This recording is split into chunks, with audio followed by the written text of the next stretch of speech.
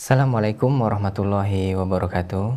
Kaum muslimin dan kaum muslimat, segenap pendengar Radio Insani 88 FM di Purbalingga dan sekitarnya, pendengar Radio Telaga Dakwah yang ada di Biren Aceh, pemirsa UFI TV dan juga segenap pemirsa Insan TV dimanapun Anda berada. Alhamdulillah pada kesempatan yang berbahagia ini kita dapat kembali bertemu dan berkumpul untuk mempelajari agama Allah Subhanahu wa taala bersama narasumber kita, beliau Ustadz Abdul Zain MA Hafidhullah taala. Seperti biasanya pada kesempatan yang berbahagia ini kita akan kembali melanjutkan pelajaran kita, yaitu belajar sholat. Pada kesempatan kali ini kita telah memasuki bagian yang ke-10 dengan tema memaknai Al-Fatihah bagian yang pertama. Kaum muslimin dan kaum muslimat, kami nanti mengundang Anda semua untuk bersoal jawab pada sesi yang kedua.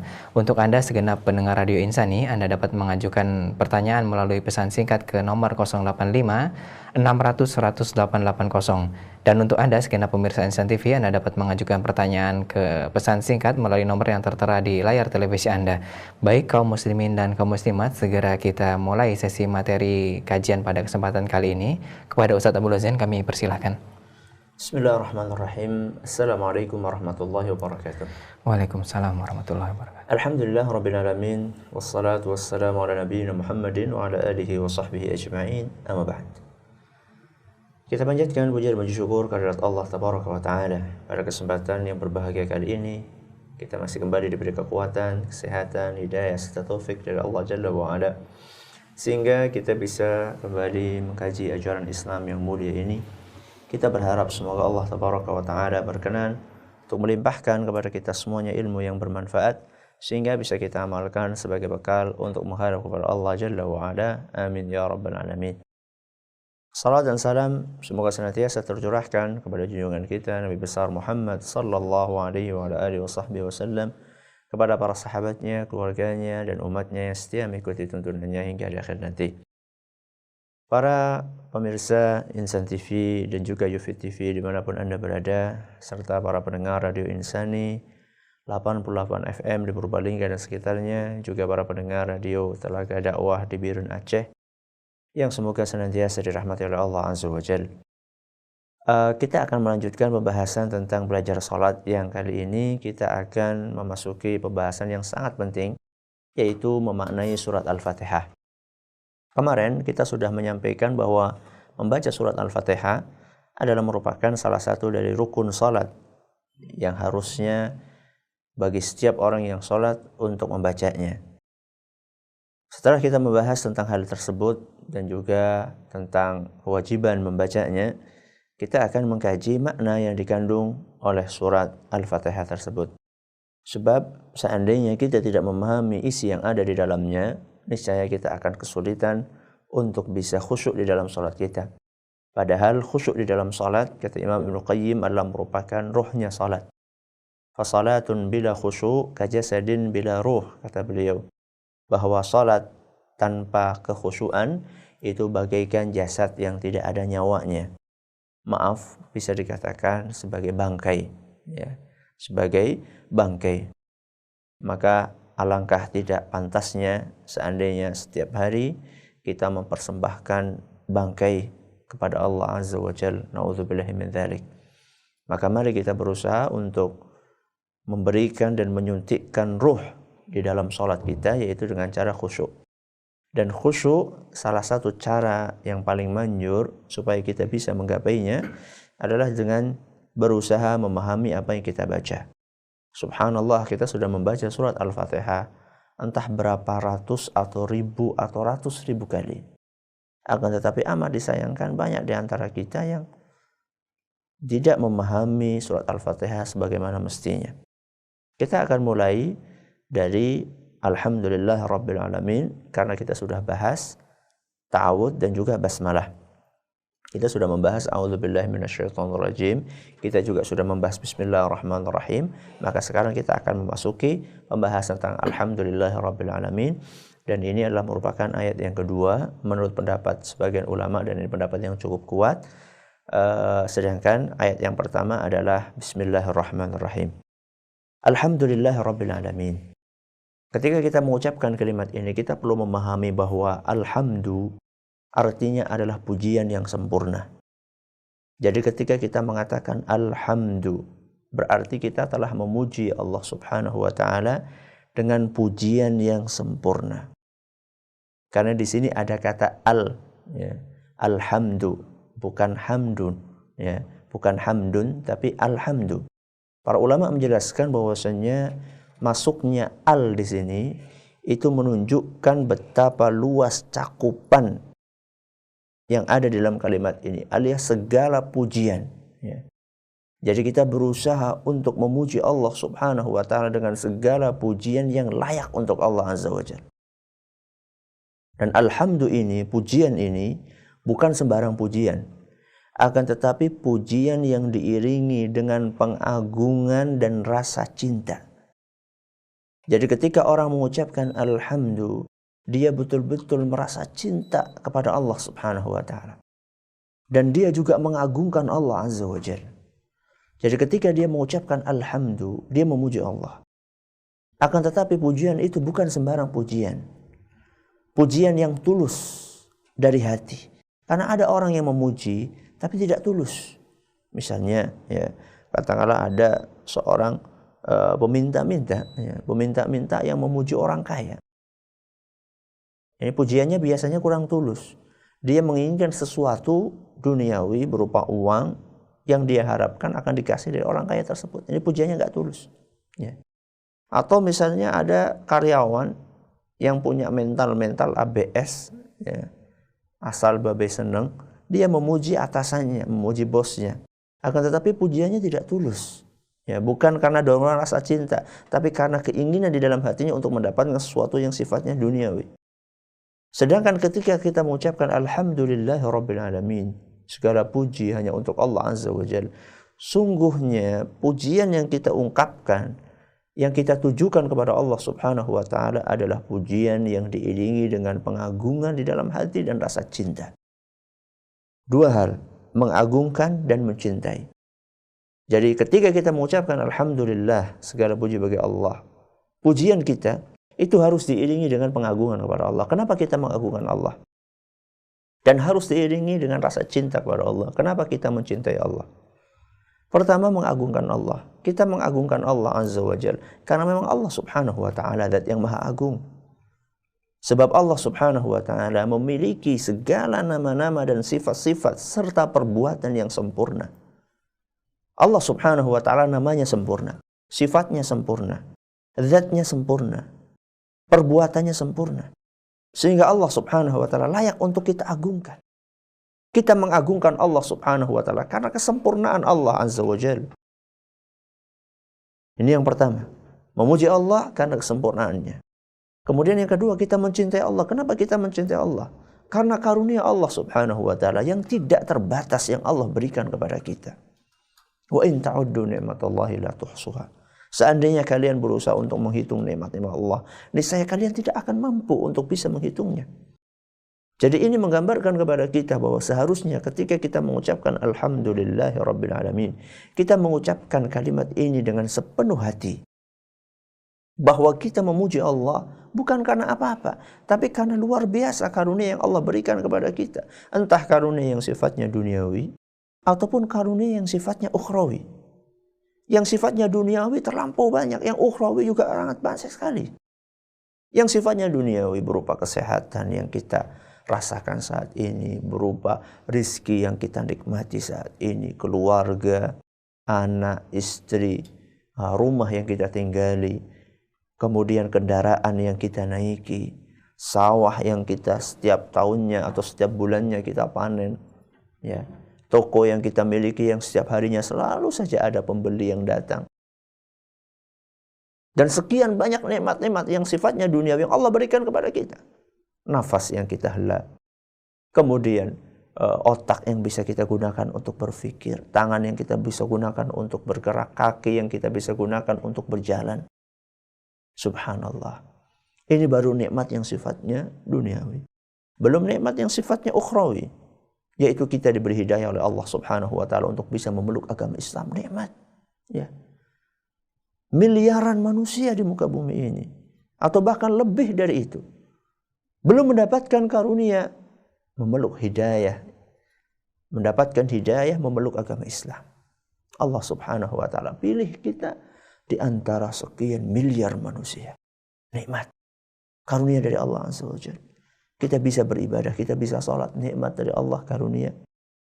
Kita bisa berzikir, nikmat dari Allah subhanahu wa ta'ala. Kita bisa berpuasa, nikmat dari Allah azza wa jalla. Kita bisa bersedekah, nikmat dari Allah. Itu semuanya membutuhkan pujian. Kita harus memuji Allah azza wa jalla. Dan pujian itulah pujian yang diiringi dengan rasa cinta yang tulus. Cinta yang maksimal kepada Allah subhanahu wa ta'ala. Alhamdulillah. Pujian yang sempurna hanya untuk Allah. Pujian yang diiringi dengan rasa cinta dan pengagungan. Alhamdulillah. Segala puji bagi Allah subhanahu wa ta'ala. Allah sudah kita bahas ketika kita membahas tentang Bismillahirrahmanirrahim, bahwa Allah adalah merupakan nama yang paling agung yang dimiliki oleh pencipta alam semesta ini, yaitu Allah azza wa jalla. Alhamdulillahi Rabbil alamin. Rabb, ya. Rabb adalah merupakan zat yang di dalamnya terkumpul 3 sifat sekaligus. Yang pertama adalah pencipta. Yang pertama adalah pencipta, Al-Khaliq. Yang kedua adalah pemilik atau penguasa, Al-Malik atau Al-Malik. Kemudian yang ketiga, ya, adalah pengatur, ya, pengatur atau Al-Mudabbir. Jadi Rabb, ketika kita mengucapkan Rabb, ya Rabbi, ya, ketika kita mengucapkan kata ini, berarti kita sudah mensifati Allah subhanahu wa ta'ala minimal dengan 3 sifat sekaligus. Yang pertama adalah kita katakan bahwa Allah azza wa jal adalah pencipta. Yang kedua, Allah subhanahu wa ta'ala adalah pemilik. Dan yang ketiga, Allah subhanahu wa ta'ala adalah pengatur. Pencipta, pemilik, dan pengatur. Inilah makna yang dikandung oleh kata Rabb. Jadi dalam satu waktu ketika kita mengucapkan Rabb, sama saja kita mengatakan bahwa Allah subhanahu wa ta'ala adalah pencipta, Allah adalah pemilik atau penguasa, dan Allah subhanahu wa ta'ala adalah pengatur. Ketika kita katakan Rabbil alamin, Al-alamin, ya, artinya segala sesuatu selain Allah subhanahu wa ta'ala. Segala sesuatu selain Allah, itu namanya Al-alamin. Segala sesuatu selain Allah apa? Ya semuanya. Ya. Semuanya selain Allah adalah Al-alamin. Mulai dari yang di langit sampai yang di bumi. Dan juga segala makhluk yang ada di antara langit dan bumi. Silahkan Anda hitung. Ya. Yang di langit para malaikat. Yang di bumi manusia, jin, binatang, tumbuhan. Nah, belum benda-benda yang kuat, belum benda-benda yang keras. Ya, gunung, laut, bumi. Ya. Di langit ada awan. Nah, kemudian ada matahari, ada bintang, ada bulan, dan yang misalnya, dan ada galaksi yang begitu luasnya. Itu semuanya adalah merupakan ciptaan Allah subhanahu wa ta'ala. Allah yang menciptakannya. Dan Allah subhanahu wa ta'ala yang memilikinya. Serta Allah subhanahu wa ta'ala yang mengatur itu semuanya. Bisa Anda bayangkan betapa luas wilayah kekuasaan Allah azza wa jalla. Dan betapa luar biasanya Allah subhanahu wa ta'ala menciptakan itu semuanya tanpa ada yang membantu. Dan Allah subhanahu wa ta'ala mengatur itu semuanya tanpa ada yang membantu. Dan Allah memiliki itu semuanya tanpa ada selain Allah yang memilikinya. Tidak ada saham. Ya. Beda dengan perusahaan yang besar. Perusahaan yang besar ada sahamnya. Sebagian orang pegang ini, sebagian orang pegang ini. Kalau dunia seisinya berikut langit, itu semuanya lah yang menciptakan Allah subhanahu wa ta'ala. Kita katakan Allah, Alhamdulillahi Rabbil alamin. Segala puji bagi Allah Rabb, pencipta, pemilik, penguasa seluruh alam semesta ini. Allahu Akbar. Jadi ketika kita mengucapkan Alhamdulillah Rabbil alamin, kita telah mengagungkan Allah azza wa jalla dengan pengagungan yang sebenar-benarnya. Kita berusaha untuk mencintai Allah subhanahu wa ta'ala dengan kecintaan yang tulus. Karena Allah subhanahu wa ta'ala yang menciptakan kita. Allah yang memiliki kita. Dan Allah pula subhanahu wa ta'ala yang mengatur segala kehidupan kita. Itu makna yang dikandung oleh Alhamdulillahi Rabbil Alamin. Berikutnya kita membaca Ar-Rahmanir Rahim. Ar-Rahman, Ar-Rahim. Dan Ar-Rahman serta Ar-Rahim sudah kita bahas maknanya ketika kita mengkaji tentang basmalah. Dan ini beberapa pertemuan yang lalu kita sudah mengkaji yang intinya bahwa Ar-Rahmanir Rahim, bahwa Ar-Rahman itu adalah zat yang kasih sayangnya bisa dirasakan oleh seluruh makhluk, yang mukmin maupun yang kafir, di dunia maupun di akhirat. Itu makna dari Ar-Rahman. Saya ulangi, Ar-Rahman adalah zat yang kasih sayangnya bisa dirasakan. Bisa dirasakan oleh seluruh makhluk tanpa terkecuali, yang mukmin, yang kafir, yang muslim, yang non-muslim, semuanya bisa merasakan nikmat tersebut di dunia maupun di akhirat. Di akhirat tentunya buat orang-orang kafir itu khusus, yaitu masalah keadilan, dan semuanya akan merasakan keadilan. Kalau Ar-Rahim, Ar-Rahim adalah merupakan zat yang kasih sayangnya hanya dinikmati oleh orang-orang yang beriman. Hanya dinikmati oleh orang-orang yang beriman di dunia maupun di akhirat. Di dunia seperti hidayah misalnya, di akhirat berupa surga. Ini sedikit mengulang apa yang sudah kita bahas, makna dari Ar-Rahman Ar-Rahim. Makanya kita tidak akan ulang pembahasan itu secara panjang lebar, cuman kita akan menyebutkan sebuah faidah, sebuah pelajaran yang disampaikan oleh Imam Al-Qurtubi rahimahullah. Oleh Imam Al-Qurtubi rahimahullah. Beliau menjelaskan kenapa kok Allah Subhanahu wa taala mengulang kata Ar-Rahman Ar-Rahim di ayat yang ketiga ini. Padahal di ayat yang pertama Allah Subhanahu wa taala sudah menyampaikan dua sifat itu. Dua nama tersebut. Kita baca Bismillahirrahmanirrahim. Di ayat yang pertama Allah Subhanahu wa taala sudah menyebutkan dua nama tersebut. Kemudian di sela-sela ayat yang pertama, setelah ayat pertama, ayat kedua Allah mengatakan Alhamdulillahirabbil alamin. Lalu di ayat yang ketiga Allah mengulang kembali Ar-Rahmanir-Rahim. Kenapa Allah Subhanahu wa taala mengulang kembali? Kenapa Allah Subhanahu wa taala mengulang kembali Ar-Rahmanir-Rahim di ayat yang ketiga setelah Allah Subhanahu wa taala menyampaikan Ar-Rahmanir-Rahim di ayat yang pertama? Kata Imam Al-Qurtubi, Allah Subhanahu wa taala mengulang kata Ar-Rahmanir-Rahim di ayat yang ketiga karena di ayat yang kedua Allah Subhanahu wa taala menggambarkan keperkasaannya. Di ayat yang kedua Allah Subhanahu wa taala menggambarkan keperkasaannya, bahwa Allah Subhanahu wa taala pencipta alam semesta, bahwa Allah Azza wa Jalla adalah merupakan pemilik, penguasa. Allah Subhanahu wa taala adalah yang mengatur seluruh alam semesta ini. Jadi menggambarkan betapa perkasanya Allah Subhanahu wa taala. Bisa Anda bayangkan bagaimana luar biasa kekuatannya Allah Subhanahu wa taala menciptakan seluruh alam semesta ini sendirian, gak ada yang membantu. Dan Allah Subhanahu wa taala juga menciptakan, mengatur seluruh alam semesta ini tanpa ada yang membantu. Dan Allah Azza wa Jalla juga dialah yang menguasai, memiliki seluruh alam semesta ini tanpa ada sedikit pun di antara makhluk yang ikut memiliki saham untuk memiliki hal-hal yang ada di muka bumi ini serta muka langit. Setelah Allah Subhanahu wa taala di ayat yang kedua ini menggambarkan keperkasaannya, dikhawatirkan akan timbul rasa takut, takut yang ekstrim berlebihan kepada Allah Azza wa Jalla.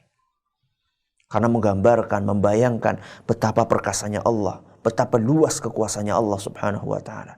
Segan, takut kita. Maka supaya rasa takut di dalam hati itu balance, seimbang. Kata Imam Al-Qurtubi, Allah Subhanahu wa taala mendatangkan namanya Ar-Rahmanir-Rahim. Bahwa Allah Subhanahu wa taala rahmatnya, cintanya sangat luas. Allah Subhanahu wa taala kasih sayangnya tidak terhingga. Sehingga ketika hati seorang hamba dalam keadaan dia takut kepada Allah Azza wa Jalla, sebelum rasa takut itu berlebih melewati batas, maka Allah Subhanahu wa taala menyebutkan namanya Ar-Rahmanir-Rahim. Tenang. Jadi takut kepada Allah, oke. Tapi jangan sampai takut itu berlebihan sehingga kita kehilangan harapan kepada Allah Azza wa Jalla. Turunkan atau balancekan, ya, seimbangkan rasa takut itu dengan rasa harap. Karena Allah Subhanahu wa taala Ar-Rahman Ar-Rahim. Jadi di sini kita bisa mengambil sebuah pelajaran yang berharga, bahwa seorang hamba di dalam kesehariannya dengan Allah Azza wa Jalla, dia berusaha untuk senantiasa menyeimbangkan antara rasa takut dia kepada Allah dan rasa harap dia kepada Allah Azza wa Jalla. Ini yang biasa diistilahkan oleh para ulama dengan al-khauf dan ar-raja. Ya. Al-khauf artinya adalah rasa takut kepada Allah. Ar-raja artinya adalah pengharapan kepada Allah. Walaupun kita takut sama Allah Subhanahu wa taala, akan tetapi kita punya harapan yang besar kepada Allah Azza wa Jalla. Sebaliknya, walaupun kita punya harapan yang besar kepada Allah, kita mengharapkan ampunan dari Allah Subhanahu wa taala, kita mengharapkan kasih sayang dari Allah Azza wa Jalla. Walaupun kita punya pengharapan yang sangat besar kepada Allah, akan tetapi pengharapan tersebut diiringi dengan rasa takut kita kepada Allah Azza wa Jalla. Sehingga seorang hamba tidak terlalu takut kepada Allah, lalu mengakibatkan dia putus asa. Ya, karena saking takutnya kepada Allah, ya Allah, siksaannya besar sekali, siksaannya kejam sekali. Ya Allah, amalan saya sedikit, dosa saya begitu banyak.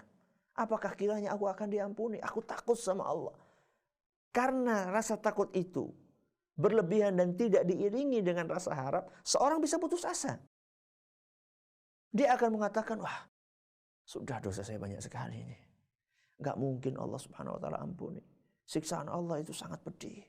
Allah Subhanahu wa taala berkenan atau mampu untuk menimpahkan siksa itu di waktu yang tidak kita sangka-sangka. Tiba-tiba Allah menimpahkan siksa itu. Kayaknya saya termasuk orang itu. Ya sudahlah, kalau kayak gitu saya sudah habis, saya nasib saya habis. Gak ada harapan sama sekali. Akhirnya putus asa. Ini kalau terlalu dominan rasa takutnya. Sebaliknya, kalau terlalu dominan rasa harapnya kepada Allah Azza wa Jalla, dia terlalu berharap Allah Subhanahu wa taala Maha Pengampun, Allah Subhanahu wa taala Maha Pengasih. Ya dosa kita enggak apa-apa, banyaklah. Allah Subhanahu wa taala kan Maha Pengampun. Allah kan Maha Pengasih.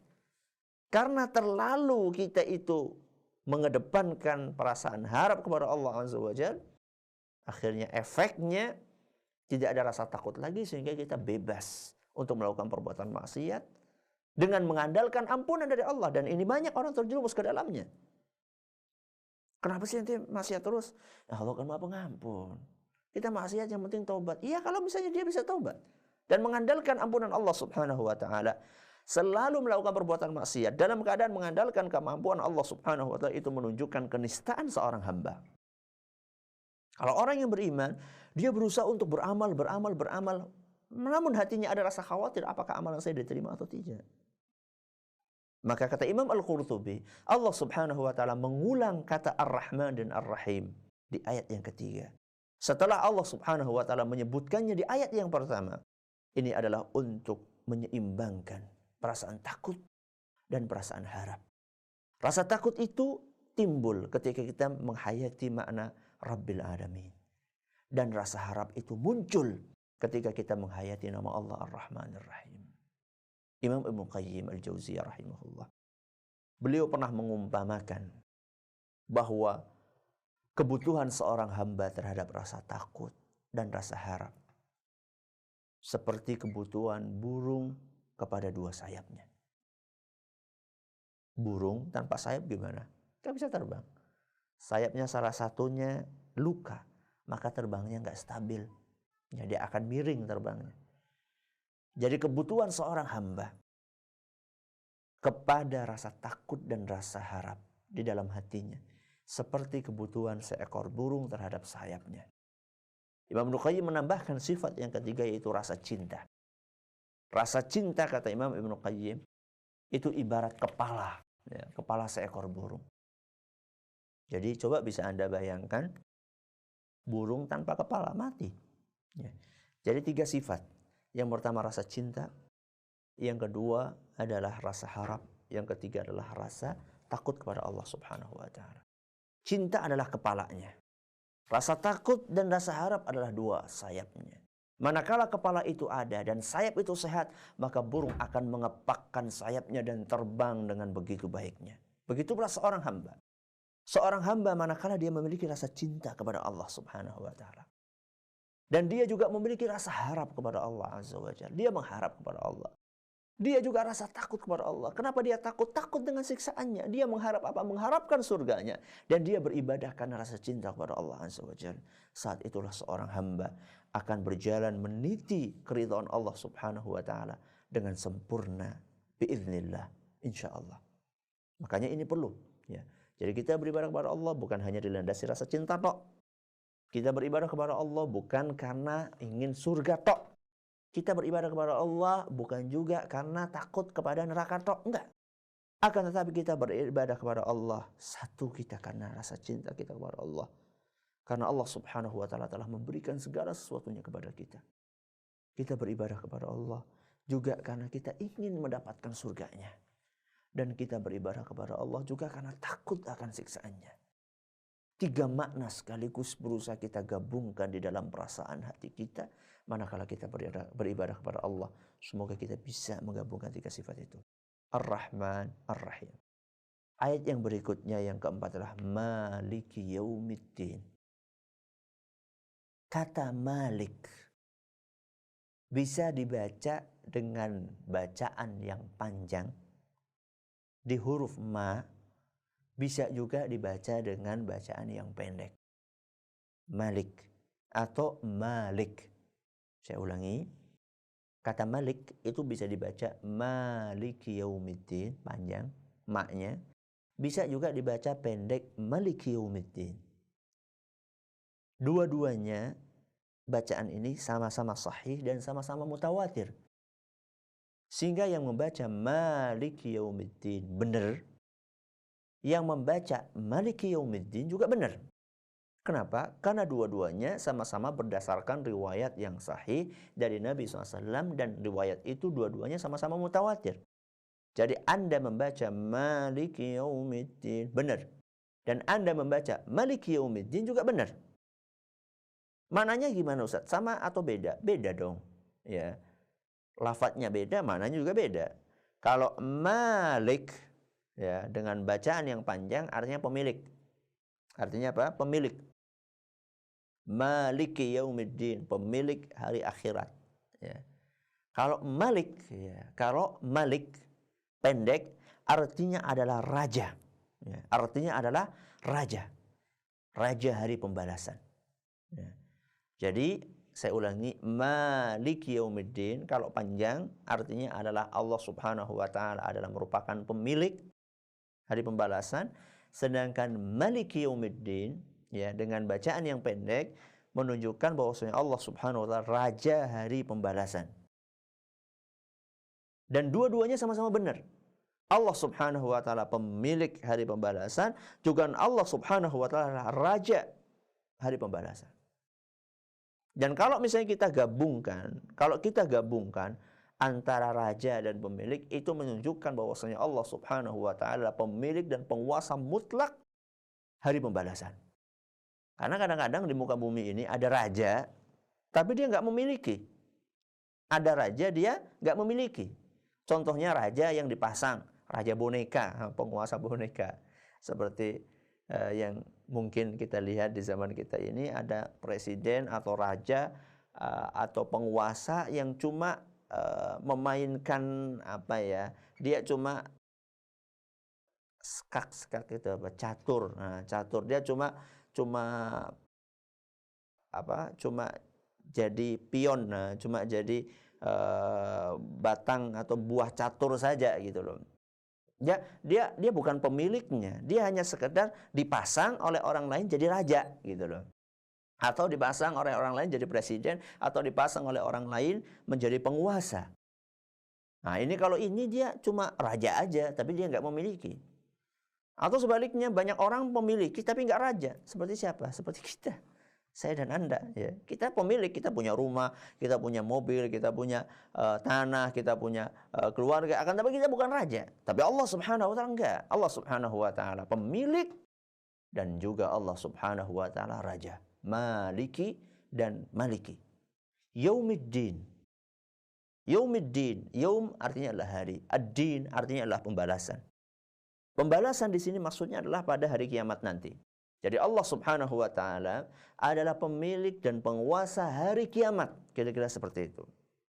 Nah, sekarang timbul pertanyaan, Ustaz. Bukankah Allah Subhanahu wa taala itulah pemilik dan raja dunia dan akhirat? Dunia dan akhirat. Di dunia Allah Subhanahu wa taala pemilik dan raja, di akhirat Allah Subhanahu wa taala juga pemilik dan raja. Kenapa kok Allah Subhanahu wa taala di dalam ayat ini disebutkan Maliki Yaumiddin? Hanya sekedar penguasa hari pembalasan, hari kiamat, hari akhirat. Apakah makna dari ayat ini bahwa Allah Subhanahu wa taala itu bukan raja dan pemilik di dunia? Karena dalam ayat ini Allah Subhanahu wa taala cuma disebutkan Maliki Yaumiddin, penguasa hari kiamat, penguasa hari akhirat. Apakah Allah Subhanahu wa taala di dunia bukan penguasa? Jawabannya Allah Subhanahu wa taala penguasa. Allah Subhanahu wa taala penguasa alam semesta ini di dunia maupun di akhirat. Akan tetapi kenapa kok di ayat ini yang disebutkan cuma Maliki Yaumiddin aja? Yang disebutkan cuma penguasa hari akhirat saja. Kata para ulama bahwa sebab di dunia ini ada penguasa-penguasa lain. Di dunia ini ada penguasa-penguasa lain selain Allah Subhanahu wa taala. Ada raja-raja lain selain Allah Subhanahu wa taala. Walaupun kekuasaan mereka sangat terbatas. Ya ini ma'ruf. Setiap negara ada rajanya, ada presidennya, ada penguasanya. Semuanya ada. Akan tetapi pada hari kiamat nanti, satu-satunya yang menjadi penguasa mutlak adalah Allah Subhanahu wa taala. Tidak ada penguasa lain selain Allah Subhanahu wa taala. Makanya pada hari kiamat nanti Allah Subhanahu wa taala menunjukkan kepada para hambanya bahwa satu-satunya yang berkuasa saat ini adalah Dia, Allah Azza wa Jalla. Berbeda dengan di dunia. Di dunia ada raja-raja kecil, ada raja-raja besar, ya. Ada penguasa-penguasa kecil, ada penguasa-penguasa besar, yang mereka semuanya masing-masing menyombongkan kekuasaannya. Akan tetapi nanti ketika datang hari kiamat, satu-satunya penguasa adalah Allah Tabaraka wa Ta'ala. Maliki Yaumiddin. Maliki Yaumiddin. Makanya Nabi SAW pernah menjelaskan dalam sebuah hadis yang diriwayatkan oleh Imam Bukhari dan Muslim. Kata Nabi SAW, yaqbidullahu tabaraka wa ta'ala al-arda yawmal qiyamah wa yatwi as-samaa'a biyaminihi. Pada hari kiamat nanti, kata Nabi SAW, Allah tabaraka wa ta'ala akan menggenggam bumi dan melipat langit dengan tangan kanannya. Kemudian Allah Subhanahu wa taala berkata, "Tsumma yaqul anal malik." Kata Allah Subhanahu wa taala, "Akulah raja. Akulah raja." Aina mulukul ard? Kata Nabi SAW, Allah Subhanahu wa taala berkata, "Aina mulukul ard?" Mana para raja dunia tersebut? Mana para raja dunia tersebut? Orang-orang yang mengklaim kekuasaannya tanpa batas. Mana orang-orang tersebut? Ditantang oleh Allah Subhanahu wa taala. Ya. Semuanya tunduk di hadapan Allah Azza wa Jalla. Saat itu Allah Subhanahu wa taala menunjukkan kemahakuasaannya. Allah Subhanahu wa taala menampakkan kepada para makhluknya bahwa satu-satunya yang berkuasa saat itu adalah Allah Subhanahu wa taala. Di dalam Al-Qur'an surat Ghafir atau surat Al-Mu'min ayat 16, Allah Subhanahu wa taala menegaskan, "Yaumahum barizuna la yakhfa 'ala Allahi minhum syai'." Pada hari itu mereka semuanya keluar dari kuburan dan tidak ada suatu pun dari keadaan mereka yang tersembunyi bagi Allah Subhanahu wa taala. Kemudian Allah berkata, "Limanil mulkul yaum?" Milik siapakah kekuasaan pada hari ini? Allah bertanya. Pada hari kiamat Allah Subhanahu wa taala bertanya, kekuasaan hari ini milik siapa? Maka Allah Subhanahu wa taala yang menjawab langsung, "Lillahil wahidil qahhar." Kekuasaan hari ini adalah milik Allah Subhanahu wa taala yang Maha Esa dan Maha mengalahkan. Jadi di sini Allah Subhanahu wa taala ingin menunjukkan kepada seluruh hambanya bahwa kekuasaan yang mutlak pada hari ini adalah milik Allah Azza wa Jalla. Makanya di sini disebutkan Maliki Yaumiddin. Ingin menggambarkan kepada kita bahwasanya nanti pada hari kiamat jangan harapkan Anda mengandalkan kekuasaan yang Anda miliki. Anda di dunia bisa memainkan hukum dengan kekuasaan yang Anda miliki. Anda di dunia bisa menggunakan kekuasaan yang Anda punya untuk menghindarkan Anda dari penjara. Di dunia, Anda bisa memanfaatkan kedudukan yang Anda miliki, jabatan yang Anda miliki, untuk memainkan hukum. Yang salah menjadi benar, yang benar menjadi salah. Jangan harap Anda bisa melakukan itu nanti pada hari kiamat. Anda bisa selamat dari penjara di dunia. Anda bisa selamat dari hukuman di dunia. Pada hari kiamat nanti. Jangan harap Anda bisa memanfaatkan kekuasaan yang Anda miliki. Satu-satunya berkuasa itu adalah Allah Subhanahu wa Ta'ala. Tidak ada penguasa lain pada hari kiamat kecuali Allah Azza wa Jalla. Jangankan untuk memanfaatkan kekuasaan, untuk berbicara saja kita kalau nggak dapat izin dari Allah Subhanahu wa Ta'ala, kita tidak akan mungkin bisa berbicara pada hari kiamat. Berbicara. Apa susahnya berbicara? Di dunia ini semua orang bisa berbicara. Berbicara sekehendaknya. Dengan kekuasaan yang dimiliki, dia bisa berbicara semau dia. Pada hari kiamat nanti. Jangan berbicara, berbisik aja kita nggak bisa. Sebagaimana yang Allah jelaskan dalam surat Hud ayat 105. Kata Allah Azza wa Jalla dalam surat Hud ayat 105, "Yauma ya'ti la takallamu nafsun illa bi'idzni." Pada hari itu datang, tidak ada seorang pun yang bisa berbicara kecuali dengan izin Allah Subhanahu wa Ta'ala. Sepatah kata pun, satu huruf pun kita tidak bisa keluarkan dari mulut kita kalau kita tidak mendapatkan izin dari Allah Subhanahu wa Ta'ala. "Faminhum syaqiyyun wa sa'id." Kata Allah Subhanahu wa Ta'ala, ada di antara para manusia yang sengsara dan ada di antara para manusia yang berbahagia. Semoga kita termasuk manusia-manusia yang berbahagia dan Allah jauhkan kita dari perilaku orang-orang yang sengsara. Ini ayat-ayat yang sudah kita bahas pada hari ini. Alhamdulillahirabbil alamin, Ar-Rahmanir Rahim, Maliki Yaumiddin. Kelanjutannya insyaallah kita akan bahas pada pertemuan yang akan datang. Semoga kajian memaknai Al-Fatihah secara singkat ini bisa membantu kita untuk meresapi dan memahami bacaan-bacaan sholat kita. Semoga bermanfaat. Kita dengarkan pertanyaan-pertanyaan yang mungkin sudah masuk. Silakan. Baik, demikian kaum muslimin dan kaum muslimat, segenap pendengar Radio Insani dimanapun Anda berada, pendengar Radio Telaga Dakwah yang ada di Biren Aceh, pemirsa UFI TV dan juga segenap pemirsa Insan TV, telah kita simak bersama sesi materi kajian pada kesempatan yang berbahagia ini, yaitu bagian yang ke-10 dengan tema memaknai Al-Fatihah untuk bagian yang pertama. Selanjutnya kita akan memasuki sesi tanya jawab dan alhamdulillah telah masuk banyak pertanyaan ke redaksi kami. Akan kami bacakan pertanyaan pertama, datang dari Saudara Muhammad Toha yang ada di Lampung. Assalamualaikum Ustaz. Waalaikumsalam. Kalau kita mau sholat, bolehkah kita setelah berniat dalam hati, kemudian membaca ta'awudz, a'udzubillahi minasyaitonirrajim, kemudian membaca bismillah baru takbir, Ustaz? Silakan. Entah itu dengan lisan maupun dengan hati, itu setahu kami tidak dicontohkan oleh Nabi kita Muhammad SAW. Kalaupun Anda ingin menghadirkan perasaan perlindungan atau mohon perlindungan kepada Allah Azza wa Jalla, tidak apa-apa. Akan tapi ketika itu dibaca, ya, ketika itu dibaca atau ketika itu dilafadzkan, baik itu dibaca dengan lisan ataupun hati, yang biasa diistilahkan dengan bahasa Jawa batin, ya, menghadirkan itu membaca itu dalam hati, maka setahu kami tidak dicontohkan oleh Nabi kita Muhammad SAW. Akan tapi tentu kita berusaha untuk memohon perlindungan kepada Allah Azza wa Jalla. Makanya para ulama kita dahulu ketika akan sholat, mereka itu sejak dari rumah mereka sudah menyiapkan suasana hatinya, kondisi psikologisnya sudah mereka siapkan. Saya lupa salah seorang sahabat Nabi SAW atau salah seorang ulama salaf, ketika dia akan sholat,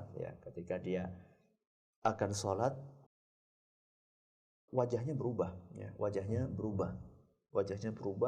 menjadi pucat pasi, menjadi takut kepada Allah Subhanahu, menjadi takut, kemudian kelihatan berubah sekali lah.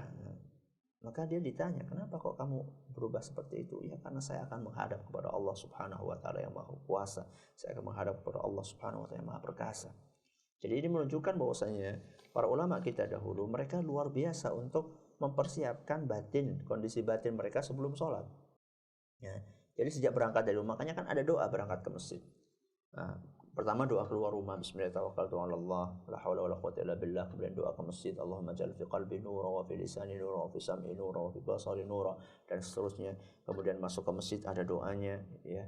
Kemudian disunahkan salat tahiyatul masjid, ya. Ketika wudhu juga kita wudhunya yang sempurna. Ini semuanya adalah bentuk persiapan. Jadi khusyuk itu bukan sesuatu yang instan, ya. Khusyuk itu bukan sesuatu yang instan. Khusyuk itu adalah sesuatu hasil dari sebuah proses usaha seorang hamba sebelumnya. Makanya tidak ada sesuatu yang instan seperti itu. Jadi butuh untuk persiapan sebelumnya, mempersiapkan kondisi psikologi, suasana hati, sehingga nanti ketika dia masuk sholat, dia masuk dalam keadaan sudah siap. Nah, baik. Berarti intinya ucapan a'udzubillahi minasyaitonirrajim bismillah itu tidak dicontoh, tidak perlu Ustaz ya. Baik, demikian Saudara Muhammad Toha yang ada di Lampung, semoga jawaban dari Ustaz bisa memberikan pemahaman kepada Anda dan juga kepada pemirsa yang lainnya. Pertanyaan selanjutnya kami bacakan dari Saudara Priyono yang ada di Purbalingga. Beliau bertanya, Assalamualaikum Ustaz. Waalaikumsalam. Ketika kita sholat, dalam pertengahan kita ingat kalau baju atau sarung kita terkena najis, atau dalam pertengahan sholat anak kita buang air kecil dan mengenai pakaian kita, apakah sholat kita batal dan kita menghentikan sholatnya Ustaz? Silakan. Begini, kalau seandainya baju itu atau busana itu bisa dilepas tanpa mengganggu sholat kita, silakan lepas dan lanjutkan sholatnya. Tapi kalau misalnya itu tidak bisa dilepas, maka sholat kita batal. Maka kita batalkan satu. Contoh gini, bisa dilepas tuh kayak gini. Misalnya kita baru ingat bahwa yang kena najis itu peci kita. Yang kena najis itu peci kita. Peci kan bisa dilepas, gampang. Lepas pecinya, taruh, kemudian kita lanjutkan sholatnya. Tidak ada masalah. Ya. Tapi kalau misalnya yang kena najis itu sarung kita, kan mungkin kita lepas sarung kita lagi sholat. Nah, kita nanti auratnya gimana? Ya. Dalam kondisi seperti itu, maka sholatnya dibatalkan, kemudian dia ganti baju. Nah, atau kalau misalnya pipis anak kita, kemudian pipisnya kena kita. Kalau nggak kena ya tidak masalah. Misalnya dia sholatnya anak kita itu bukan nempel sama kita, pipis di situ, dan kita tidak khawatir pipisnya akan kemana-mana, lari-lari kemana-mana. Ya kalau jamaah di masjid dia cuma kita tahu karakter anak kita itu diem. Nah, karakter anak kita cuma diem aja di situ, maka tidak apa-apa kita juga sholatnya sampai selesai. Tapi kalau misalnya kita tahu anak kita nih kalau pipis nih jalan-jalan nih, akhirnya semuanya akan kena jamaahnya. Bahasa itu maka kita ya terpaksa kita batalkan sholat kita, kemudian kita persilahkan, kalau kita jadi imam kita persilahkan belakang kita untuk melanjutkan sholat kita. Intinya kalau memang itu bisa kita lepas, kalau nggak bisa kita lepas ya terpaksa kita batalkan sholat kita sebagaimana yang dipraktekkan oleh Nabi SAW. Jadi Nabi SAW ketika sholat itu pernah saat sholat itu melepaskan sandalnya. Beliau pernah sholat pakai sandal. Tengah-tengah sholat beliau melepaskan sandalnya dan melanjutkan sholatnya.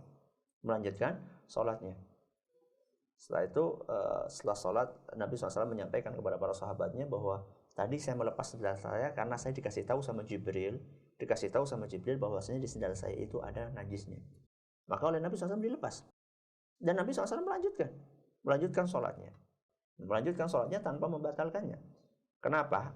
Padahal kan katakanlah kan Nabi SAW baru tahunya di rakaat yang kedua. Berarti kan rakaat yang pertama beliau SAW memakai sandal yang najis. Kenapa kok rakaat yang pertama masih tetap dianggap? Buktinya Nabi SAW melanjutkan sholatnya tidak mengulangi dari awal. Jawabannya karena Nabi SAW tidak tahu. Sesuatu yang seorang hamba tidak tahu maka dia dimaafkan. Itu jawabannya. Semoga bermanfaat. Menanggapi sedikit Ustaz, bagaimana jika najis itu terkena dengan bagian tubuh kita Ustaz, apakah membatalkan sholat atau ya kalau kita baru ingat, iya. Kalau kita baru ingat, iya. Kalau kita nggak ingat nggak apa-apa. Iya. Kalau kita nggak ingat sampai kita salam, nggak apa-apa, sah sholatnya. Baik, demikian Saudara Supri yang ada di Purbalingga, semoga jawaban dari Ustaz bisa difahami. Pertanyaan selanjutnya datang dari hamba Allah yang tidak menyebutkan namanya. Tampaknya seorang ibu ini. Assalamualaikum Ustaz. Mau tanya, ketika kita sholat di rumah dan sudah masuk waktu sholat, apakah kita harus menunggu azan di masjid selesai Ustaz, baru kemudian melaksanakan sholat di rumah? Tergantung ya, apakah azannya itu tepat waktu atau tidak. Sekarang gini, sebagian masjid adanya itu nggak tepat waktu. Ya, sebagian masjid adanya nggak tepat waktu, kadang mundur. Saya tahu beberapa masjid itu asar itu selalu jam 4, bahkan kadang asar selalu jam tengah 5. Nah, kalau kayak gitu kita nggak usah nunggu adzan di masjid. Atau misalnya ada sebagian masjid zuhur selalu jam 1, ya. Nggak peduli apakah itu berbeda waktunya, perubahan itu nggak dia pedulikan, yang penting zuhur itu jam 1. Seperti sebagian orang yang penting asar itu jam tengah 5. Kalau jam belum tengah 5 itu belum asar. Itu salah. Ya, jadi tergantung masjidnya adzannya tepat waktu atau tidak. Kalau misalnya adzannya tepat waktu, maka memang sebaiknya setelah adzan saat adzan itu kita tidak langsung sholat, kita berusaha untuk menjawab adzan tersebut, ya. Jadi ketika muadzinnya mengucapkan Allahu Akbar, kita membalasnya Allahu Akbar. Ketika muadzinnya mengucapkan asyhadu an la ilaha illallah, kita membalasnya asyhadu an la ilaha illallah. Sampai selesai, kemudian kita membaca doa setelah adzan. Ya, diawali dengan salawat kepada Nabi SAW, kemudian kita baca doa yang diajarkan oleh Nabi SAW, Allahumma rabba hadhihi da'wati tammah, sampai terakhir. Baru kemudian kita sholat. Itu kalau adzannya tepat waktu. Kalau misalnya adzannya mundur kayak gitu, belum adzan, tidak apa-apa sholat aja. Belum adzan, tidak apa-apa sholat aja. Yang penting udah masuk waktunya.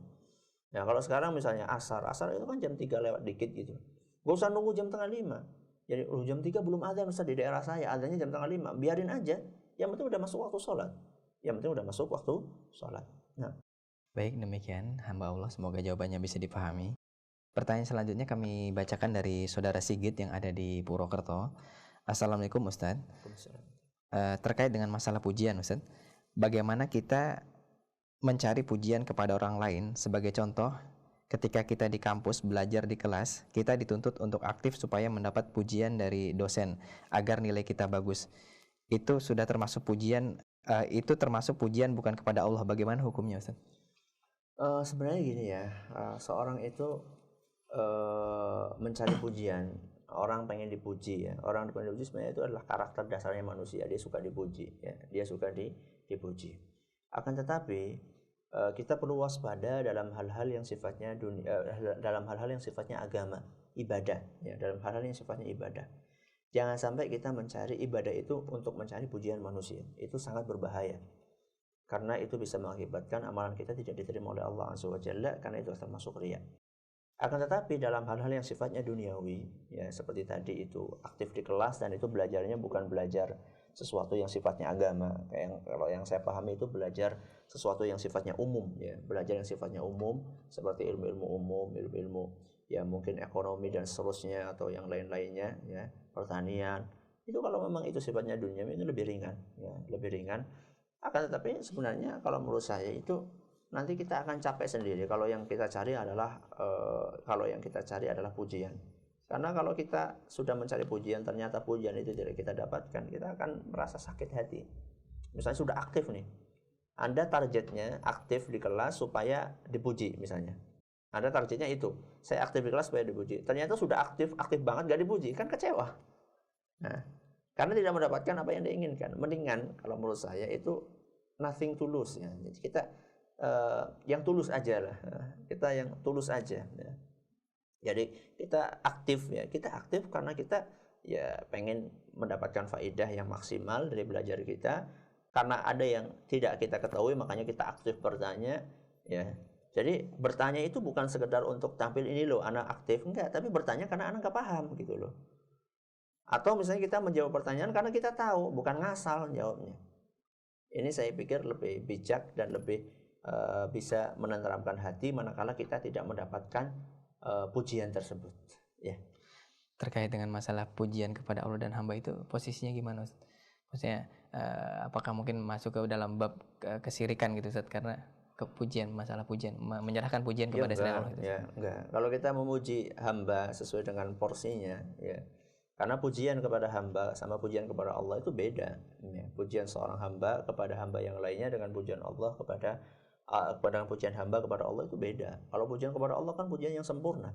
Ya, makanya di situ dikatakan alhamdulillah, segala puji, kemudian pujian sempurna yang diiringi dengan rasa cinta, yang diiringi dengan rasa harap. Jadi beda. Kalau misalnya kita pujian kepada anak kita itu kan bukan karena pengagungan. Misalnya anak kita bisa mengerjakan PR dengan baik, anak kita hari ini tidak ngompol, kita katakan masya Allah pinter gitu.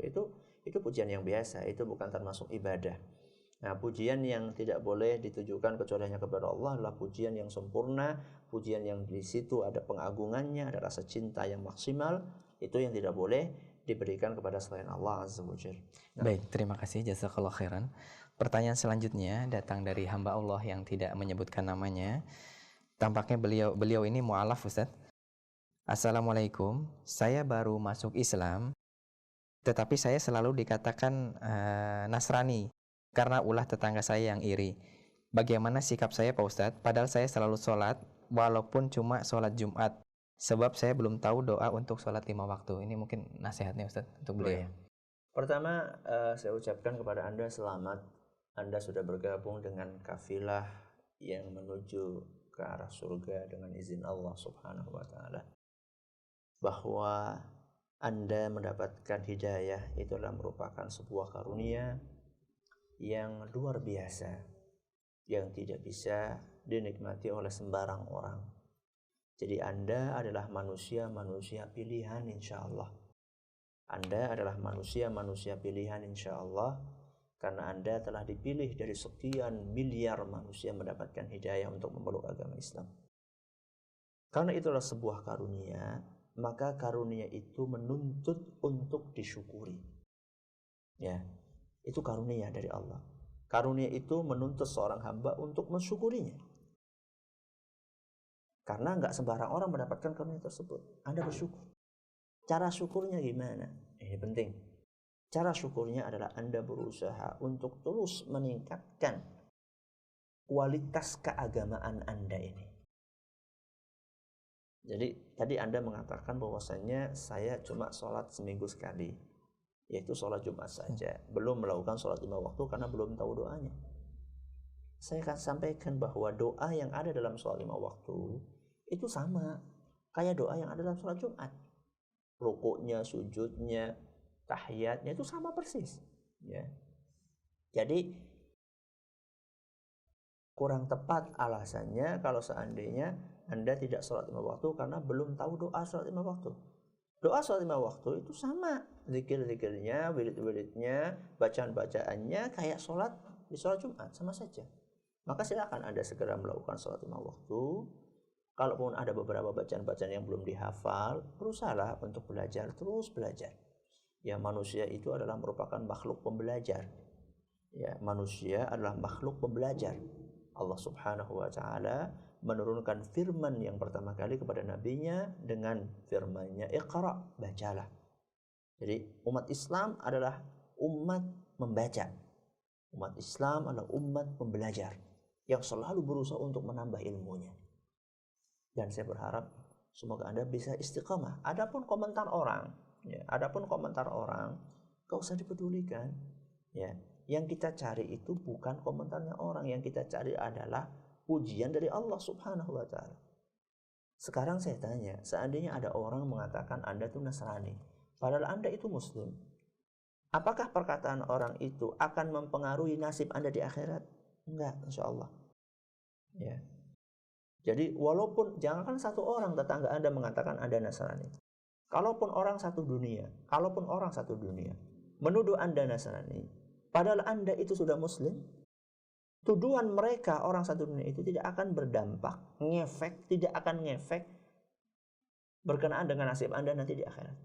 Yang penting adalah bagaimana Anda di hadapan Allah Subhanahu wa Ta'ala. Itu saja. Yang penting bagaimana Anda di hadapan Allah, akan tapi terus perbaiki ibadah Anda. Semoga setelah ini Anda bisa menjalankan sholat 5 waktu dengan baik dan menjalankan syariat Islam yang lainnya. Yang penting belajar. Yang penting belajar dan terus belajar. Ya. Demikian hamba Allah nasihat yang telah disampaikan oleh Ustadz Abdul Zain. Pertanyaan selanjutnya datang dari Abu Bahrim yang ada di Gandaria. Beliau mengajukan 2 pertanyaan sekaligus, Ustadz. Pertanyaan pertama, adakah sholat sunnah qobliyah dan ba'diyah Jumat, Ustadz? Kemudian pertanyaan kedua, tasyahud pada kalimat Assalamualaikum ayuhan nabi warahmatullahi wabarakatuh atau Assalamu ala nabi warahmatullahi wabarakatuh. Mana yang benar, Ustaz? Silakan. Untuk saudara Bahrim. Yeah. Ya, untuk saudara Bahrim yang ada di Gandaria, bahwa sholat qobliyah Jumat setahu kami, sebatas pemahaman kami dan sebatas penelaahan kami, hadis-hadis yang berbicara masalah qobliyah Jumat itu dipermasalahkan kesahihannya oleh para ulama. Ya, alias para ulama menilai hadis-hadis itulah hadis-hadis yang lemah atau dhaif. Oleh karena itu, maka setahu kami tidak perlu diamalkan yang namanya salat qobliyah Jumat. Akan tetapi ada namanya salat tahiyatul masjid, kemudian dan juga salat menunggu ya, salat menunggu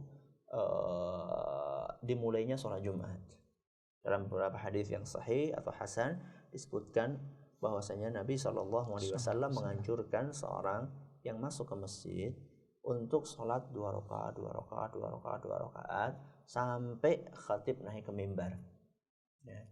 Ini kalau dia mampu, karena itu adalah disunahkan oleh Nabi SAW. Itu yang setahu saya ada. Jadi begitu masuk masjid, sholat tahiyatul masjid, kemudian sholat 2 rakaat sampai khatib naik ke atas mimbar. Itu yang disunahkan. Kalau qobliyah Jumat, sepengetahuan kami yang sangat terbatas ini, bahwa hadisnya dinilai dhaif oleh para ulama. Adapun ba'diyah Jumat ada ya, ba'diyah Jumat itu ada karena hadis-hadisnya sahih. Kemudian mengenai apa tadi? Doa tasyahud, Ustaz. Doa tasyahud, apakah assalamualaikum atau assalamu ala nabi SAW? Insyaallah dua-duanya sama-sama ada argumennya dan sama-sama kuat, sehingga yang membaca assalamu ala nabi juga tidak apa-apa, assalamualaikum juga tidak apa-apa, karena argumennya cukup kuat masing-masing. Dan menurut saya itu termasuk permasalahan-permasalahan ijtihadiyah yang masing-masing punya dalil yang cukup kuat, sehingga yang memakai ini juga boleh, yang memakai ini juga boleh. Wallahu ta'ala a'lamu bissawab. Baik, dengan demikian Saudara Bahrim yang ada di Gandaria. Pertanyaan selanjutnya datang dari Bapak atau Saudara Rizal yang ada di Singkawang di Kalimantan. Beliau bertanya, Assalamualaikum Ustadz, Barakallahu fikum. Mau bertanya bagaimana kedudukan sholat sunnah tasbih? Apakah ada dalilnya Ustadz? Syukran. Salat sunnah tasbih adalah salah satu jenis salat yang diperselisihkan hadisnya oleh para ulama.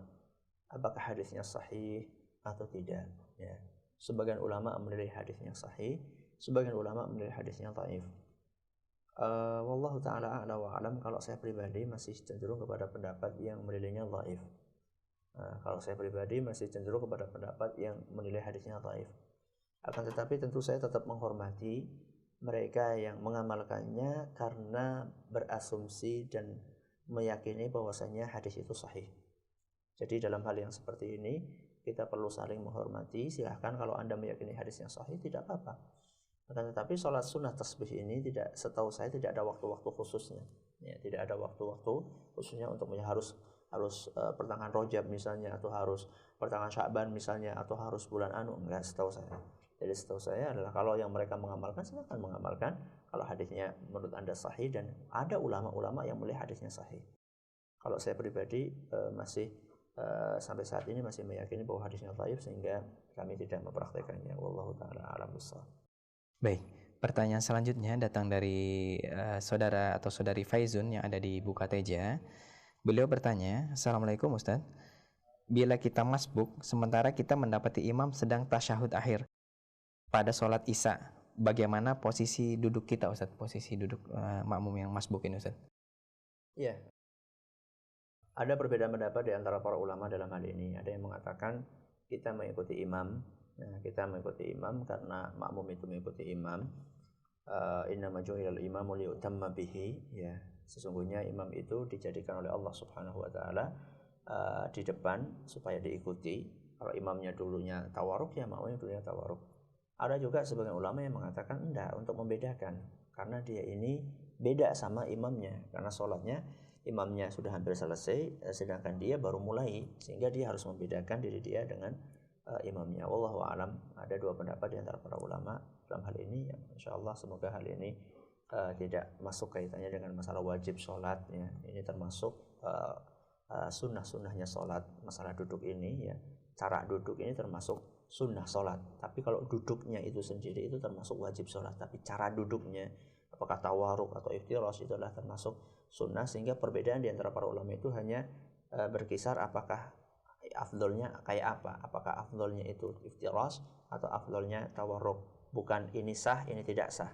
Ya, sehingga dalam hal yang ini insyaallah bisa lebih fleksibel atau lebih ringan perbedaan di antara para ulama dalam hal ini. Baik, satu pertanyaan terakhir Ustadz ya. Singkat saja mungkin karena keterbatasan waktu. Pertanyaan dari hamba Allah yang tidak menyebutkan namanya. Assalamualaikum, bagaimana kaifiat sujud sahwi yang dilakukan sesudah salam Ustadz? Apakah ada tasyahud dan salam lagi? Silakan Ustadz. Kalau tasyahud tidak ada. Ya, kalau sudah seorang itu sudah sujud sahwi, setelah sujud sahwi nggak ada salam, nggak ada, maaf nggak ada Salam. nggak ada tasyahudnya. Kalau salam insya Allah ada, tapi kalau tasyahud itu tidak ada. Wallahu a'lam. Baik, demikian kaum muslimin dan kaum muslimat, telah kita simak bersama seluruh rangkaian kajian belajar sholat bagian ke-10 pada kesempatan yang berbahagia ini. Kami ucapkan terima kasih Ustadz jazakallahu khairan atas ilmu dan juga jawaban-jawaban yang antum sampaikan. Dan juga kami sampaikan terima kasih kepada Anda segenap pendengar Radio Insani, pendengar Radio Telaga Dakwah yang ada di Biren Aceh, pemirsa Jufi TV, dan juga pemirsa Insan TV. Terima kasih atas kerendahan hati Anda menyimak seluruh rangkaian kajian kami. Dan juga tak lupa kami ucapkan permohonan maaf yang sebesar-besarnya karena banyak sekali pertanyaan yang masuk ke redaksi kami, namun tidak dapat kami jawab secara keseluruhan. Dan bagi Anda, pendengar setelah pemirsa, apabila Anda ingin mendapatkan kembali rekaman kajian ini, Anda bisa mendownload atau melihat di situs yufid.tv. Demikian, kami yang bertugas dari studio Radio Insani 88 FM di Purbalingga mengucapkan undur diri. Wassalamualaikum warahmatullahi wabarakatuh. Waalaikumsalam.